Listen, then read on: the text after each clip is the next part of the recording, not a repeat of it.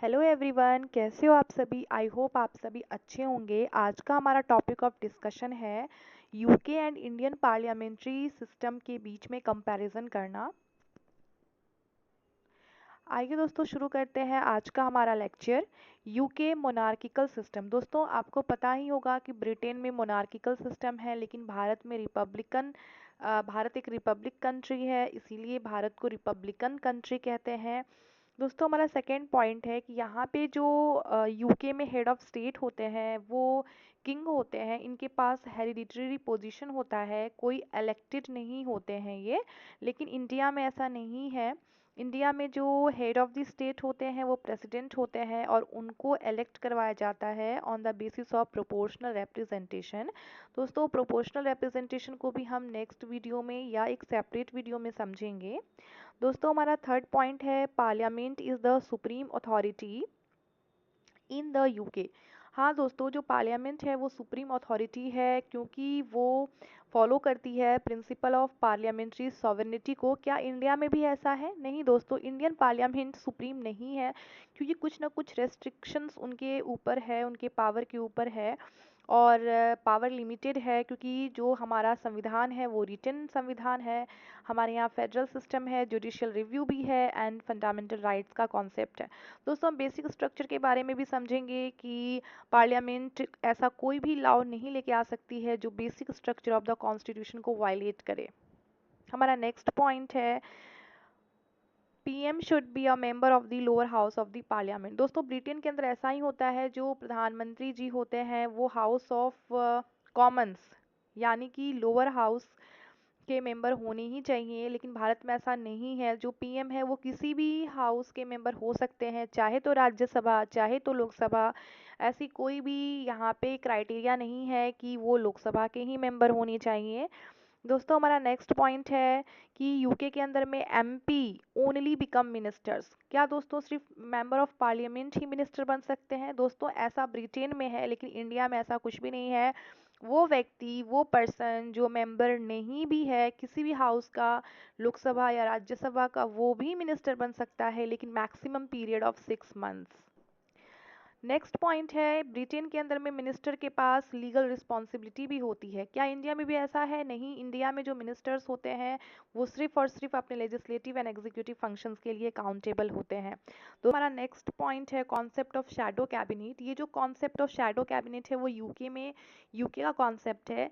ये इसका मतलब होता है बेसिकली ये कैबिनेट होता है जिसका फॉर्मेशन ऑपोजिशन के द्वारा किया जाता है और ये काम करते हैं कि रूलिंग गवर्नमेंट क्या पॉलिसीज़ ला रहे हैं, क्या एक्टिविटीज़ ला रहे हैं, उनके ऊपर चेक करता है क्या उन पॉलिसीज़ या एक्टिविटीज़ में कोई फ्लॉज तो नहीं है। लेकिन दोस्तों इंडिया में ऐसा कोई भी शैडो कैबिनेट जैसा कॉन्सेप्ट नहीं है।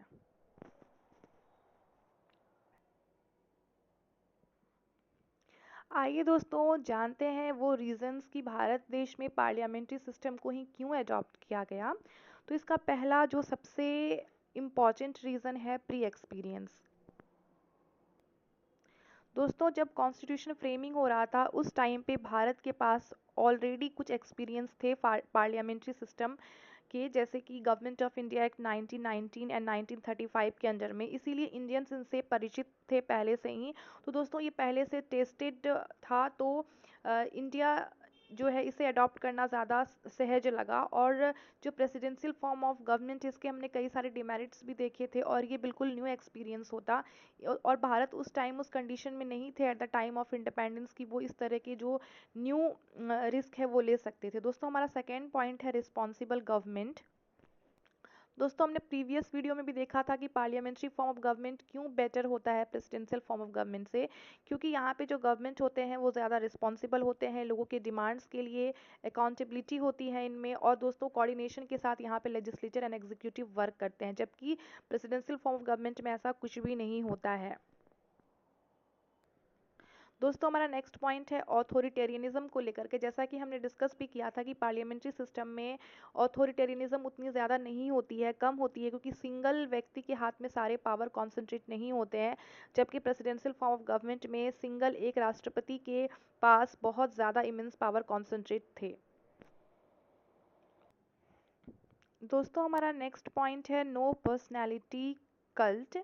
दोस्तों जो प्रेसिडेंशियल सिस्टम होते हैं उसमें ज़्यादा पर्सनालिटी कल्ट के भी चांसेस होते हैं, क्योंकि प्रेसिडेंट के पास एक्सेसिव पावर होता है। तो पावर की वजह से एक्सेसिव एडमायरेशन भी उनको मिलती है, एक तरीके का डिवोशन हो जाता है, क्योंकि वो एक ऐसे पॉलिटिकल लीडर होते हैं जिनके पास काफ़ी ज़्यादा पावर है। जबकि हमारे जो पार्लियामेंट्री फॉर्म ऑफ गवर्नमेंट होते हैं उसमें पर्सनालिटी कल्ट का कोई भी प्रॉब्लम नहीं होता है। दोस्तों हमारा नेक्स्ट पॉइंट है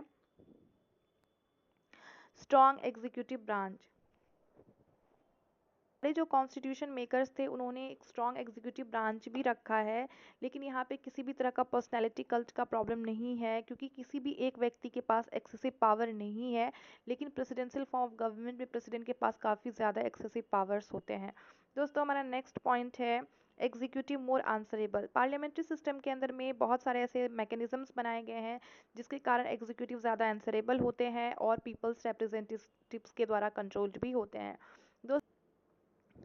दोस्तों इन सभी पॉजिटिव कारणों के कारण हमारे जो भारत देश है उसमें अडॉप्ट किया गया है पार्लियामेंट्री सिस्टम। दोस्तों एक क्वेश्चन सभी के मन में होगा कि कौन सा जो है सिस्टम बेटर है, प्रेसिडेंशियल या पार्लियामेंट्री, क्योंकि दोनों तरह के ही सिस्टम देश अपनाते हैं। हमारे देश के अंदर अगर पार्लियामेंट्री है तो कहीं और प्रेसिडेंशियल फॉर्म ऑफ गवर्नमेंट भी है। दोस्तों कोई भी सिस्टम चाहे वो प्रेसिडेंशियल हो चाहे पार्लियामेंट्री हो, उनके अपने प्रोज एंड कॉन्स होते हैं। ये किसी एक पर्टिकुलर कंट्री के गवर्नमेंट के ऊपर है ये डिसाइड करना कि कौन सा सिस्टम जो है उनके लिए सुटेबल होगा, उनके देश के लिए सुटेबल होगा। दोस्तों हमारे देश में इतनी ज़्यादा डाइवर्सिटी है, इतनी ज़्यादा कॉम्प्लेक्सिटी है, तो हमारे लिए best suitable parliamentary form of government है। दोस्तों इसका ये मतलब बिल्कुल नहीं है कि parliamentary form of government he best है। अपने अपने देश के हिसाब से और वहाँ की जो गवर्नमेंट है वो ज़्यादा बेटर समझ सकती है कि उनके देश के लिए क्या सुटेबल है। हर कंट्री अपने स्ट्रक्चर में अलग होता है, अपनी आबादी में, कल्चर में, तो वहाँ की जो नीड्स है वो अलग हो सकती हैं, हमारे नीड्स अलग हैं। तो अगर हम लास्ट पिक्चर में देखें दोस्तों तो सिर्फ हमारे पास यही मेनली दो ऑप्शंस होते हैं।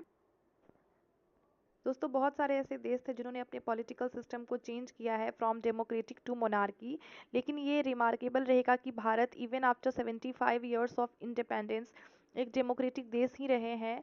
एंड यहाँ पे एक स्ट्रॉन्ग कॉन्स्टिट्यूशन रिपब्लिकन हेड है, इसलिए इन्हें one of the largest democracies in the world consider किया जाता है। दोस्तों कभी कभी डिस्कशंस हो जाते हैं कि क्या भारत को प्रेसिडेंशियल सिस्टम की ज़रूरत होती है, बट ये डिबेट सिर्फ एकेडमिक होते हैं, क्योंकि हम एक डेमोक्रेटिक कंट्री हैं और concentration of power in a single hand ये कहीं ना कहीं अब्यूज़ ऑफ पावर ही होगा।